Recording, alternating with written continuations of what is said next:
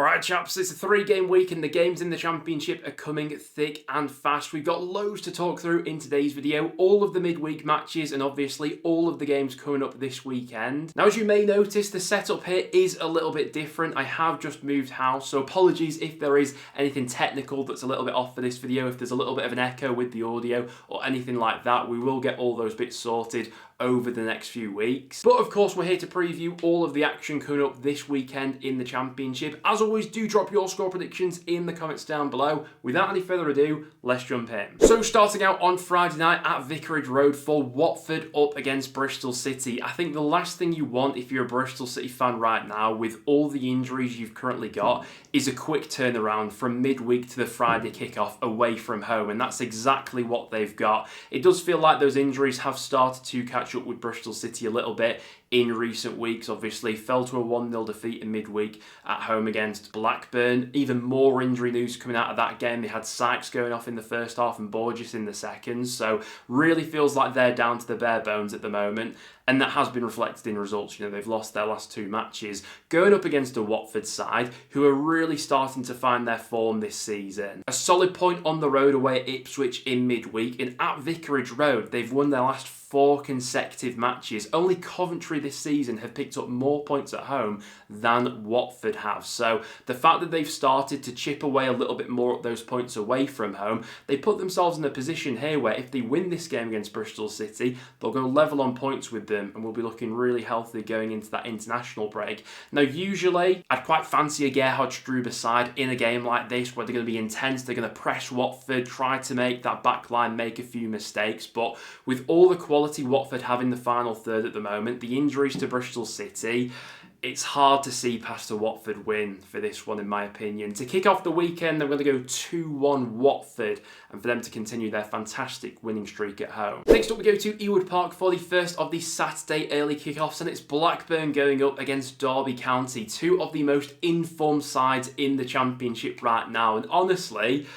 I don't really want to back against either of these sides. Obviously, there is a little bit of needle with this fixture as well, because obviously John Eustace left Blackburn for Derby and took half the squad with him. Despite that, it really feels like Blackburn have found their feet in recent weeks. And to be fair, even during that period where they were losing a lot of matches, their underlying numbers still weren't amongst the worst in the Championship. And if anything, their recent results are vindication of those underlying numbers that were still quite solid during that poor run of form. Brilliant win for them on the road in midweek away at Bristol City.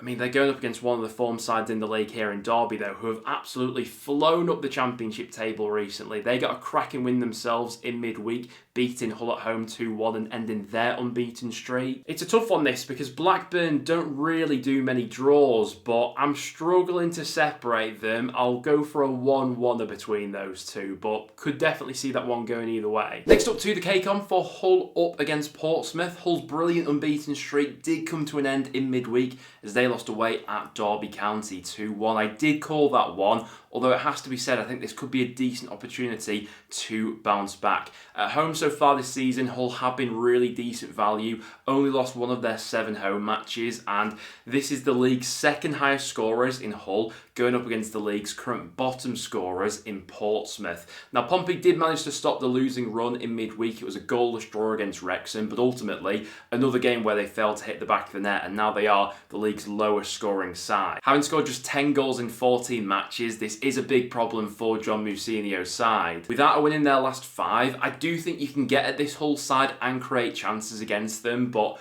goals win football matches, and pound for pound, they just have so much more in the final third. Score prediction for me in this one, I'm going to go 2-0 Hull. Next up we go to then for Millwall up against Preston, and I'm interested to see how you guys are going to call this one in the comments down below, because on one hand, it's North End coming into this game with a bit more momentum and wind behind our sails. We've won back-to-back matches. That terrific result away at Southampton over the weekend. Followed it up in midweek with that result against Swansea. But something that has to be said about both Millwall and Preston right now is we are both juggling so many injuries. And in a 3-game week like this, I think that really counts, and especially in the third match where, don't get me wrong, I thought North End were good in midweek against Swansea, but the last 15 or so minutes of that game, we were blowing and at times rode a little bit of our luck, and Dan Everson popping up with some big saves.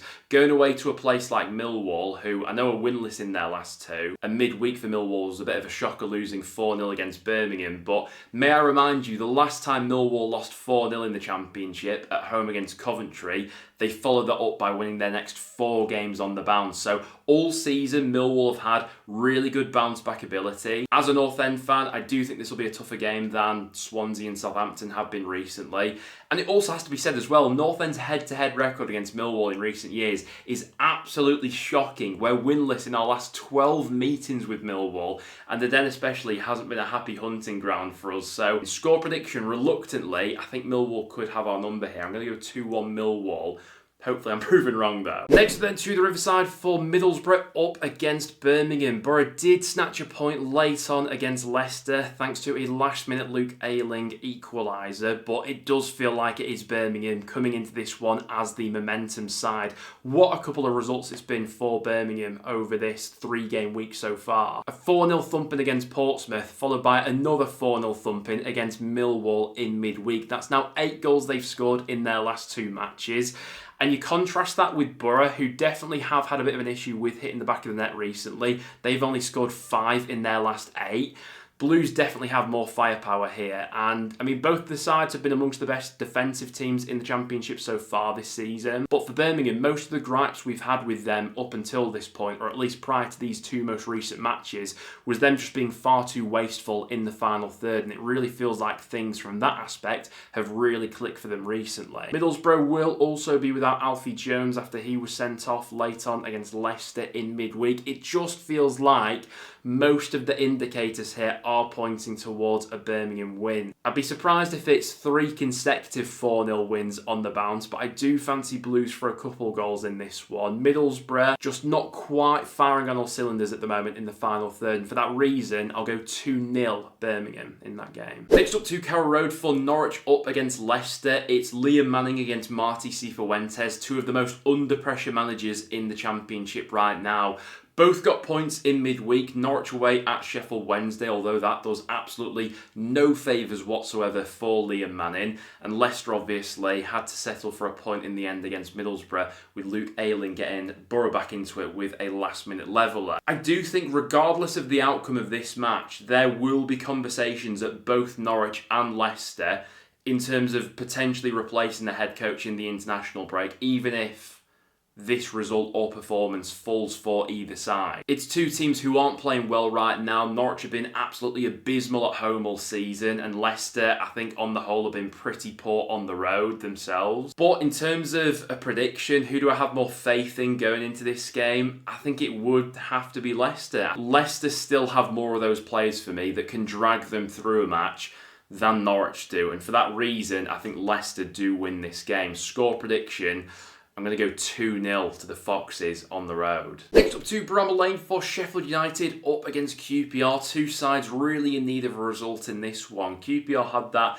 fantastic run earlier in the season, but have now lost their last 3 and have fallen to 16th in the Championship. Midweek was one of those quite fine margins games where Southampton took their chances and QPR did have their moments to get back into that game, just didn't quite fall for them, and when your luck's out, it's out, as it has been for them recently. Performances, I do think, have dropped off, but you could argue the same for Sheffield United, who have now conceded 9 goals in their last 3 matches. The Blades also coming into this game against QPR on the back of 3 consecutive losses. Alright, midweek away at Coventry was always going to be a very difficult one. Sheff United had that moment a few weeks ago when they put back-to-back wins together with those wins against Watford and Blackburn, and I think a lot of people thought that was the moment where they go surging up the table after that, but it's not quite happened. Confidence is still fragile within that group. I just think with Bramall Lane behind them in this one and playing a QPR side who also seem like their luck's out at the moment, I don't know why, but gut feeling tells me Sheff United get something from this one. Even if Cooper is potentially out for this game for Sheff United,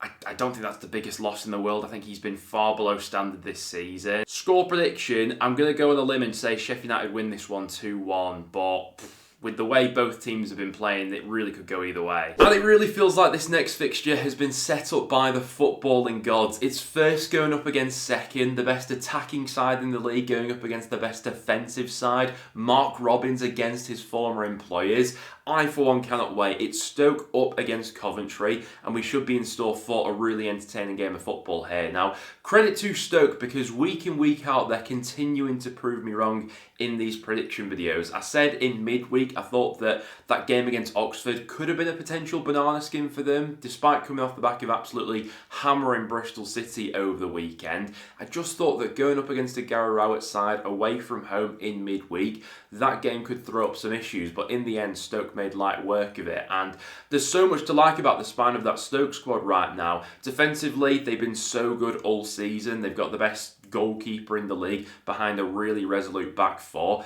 And then you go further forward on the pitch, you've got Mbama in fine form at the moment, Sorba Thomas, who's an absolute chance creation machine, Manhoef, who's been brilliant, and obviously Lewis Baker with another starring performance in midweek. Now this will be one of Stoke's biggest tests of the season so far, up against the Coventry side, who have been scoring for fun. They bounced back in midweek, as a lot of people predicted, against Sheffield United, winning that game 3-1. Did successfully call that game, to be fair. Much improved from Coventry, with Victor Top and Venevak back in the starting 11 for that game. Now in recent weeks, Coventry probably have showed a bit more vulnerability in terms of teams getting at them a little bit more, but more often than not, Rushworth has been able to dig them out of trouble, and this is a meeting of two of the best goalkeepers in the league as well, alongside two of the best attacking sides at the moment. Rushworth and Johansson, both capable of winning this game for their side if they're really on it. I don't know why, I just have a gut feeling, because Stoke have proved me wrong so much in recent weeks. They've won their last three.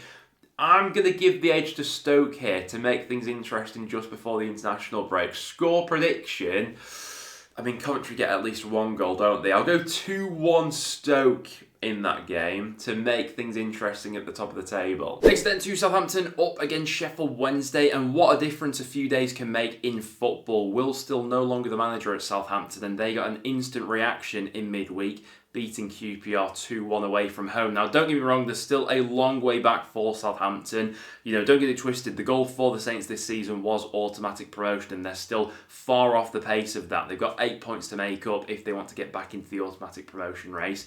But crucially, this is a chance for them to put together back-to-back wins for the first time this season. Pound for pound, Southampton are definitely coming into this one as the favourites against Sheffield Wednesday, albeit a Wednesday side who I thought put in a decent performance again in midweek against Norwich, and could have won that game had they had a bit more quality in the final third. Barry Bannon, though, still pulling the strings in midfield with a real quality performance in that one. We have said it a few times on the channel, though, I do think these 3-game weeks and quick turnarounds will impact sides like Sheffield Wednesday even more than others when squad depth is an issue. Thing is, Southampton this season have just been so hit and miss, and at home especially, they have tended to be quite easily rattled, which I think Sheffield Wednesday could do in this game. I just think in terms of quality in the final third, Southampton maybe getting a bit of confidence from that win in midweek.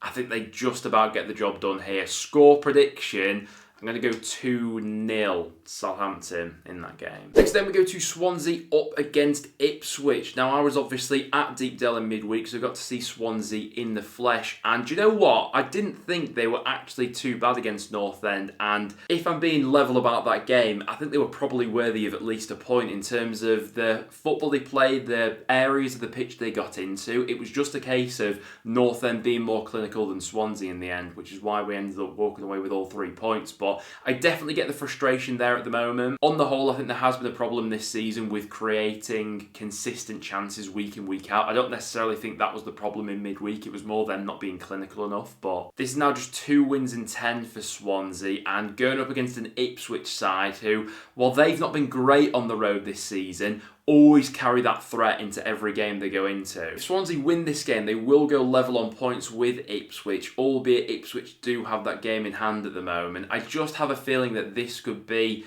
Maybe a bit of a rinse and repeat of that game Swansea had not too long ago at home against Leicester, where Swansea may get into some decent areas, but Ipswich just pop them with real quality in the final third. Score prediction, I'm going to go 2-1 Ipswich on the road in that game. Next up then to the Hawthorns for West Brom up against Oxford, and straight off the bat, this does feel like quite a low-scoring fixture, it has to be said. You've got West Brom, who are goalless in their last 3, going up against the Oxford side, who are looking to bounce back from a 3-0 loss at home against Stoke in midweek. Now, to be fair to Oxford, they have had decent bounce-back ability of late. They've not lost back-to-back matches in the Championship since August. And away from home, it does feel like we've got a bit of an improvement from Oxford this season compared to last season, when they really struggled at times to consistently chip away at those points away from home. West Brom aren't playing with a lot of confidence right now. It was an absolute sickener to lose that one in the last minute. In the fashion, the way that goal went in against Charlton as well. But ultimately, it's another game where they failed to hit the back of the net. We say it week in, week out about West Brom at the moment. Chance creation has been a real problem for them consistently this season. And unless Oxford come into this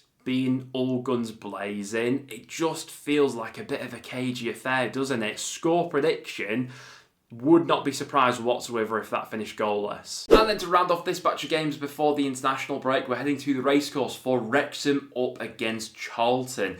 Now, I did have Wrexham down as a win in midweek against Pompey. In the end, they had to settle for a goalless draw. On the backdrop of their recent form, though, I don't think that's the worst point in the world. It's now 8 points Wrexham have got from their last 4, and they're heading into this international break with a real bit of momentum and definitely looking up the table rather than down it. But it's safe to say that this will be a very big challenge against the Charlton side, who have been ticking away at the points very nicely recently. Massive win for them in midweek. An absolute scenes late on at the Valley as Sonny Carey won it in the very last minute for Charlton. And this is a tricky one to call, because if Wrexham win this game, they'll really put themselves in that playoff conversation going into the international break. But Charlton are unbeaten in their last 5, and on the road especially do make themselves really hard to play against. I wouldn't be surprised if we got two sides cancelling each other out here. Score prediction for me, I'm going to go for a 1-1 draw between those two. But there we have it, guys. That will now wrap it up for today's video. Thank you very much for tuning in. If you did go on to enjoy, make sure to drop a like and get all your score predictions in the comments down below. How do you see all of these matches unfolding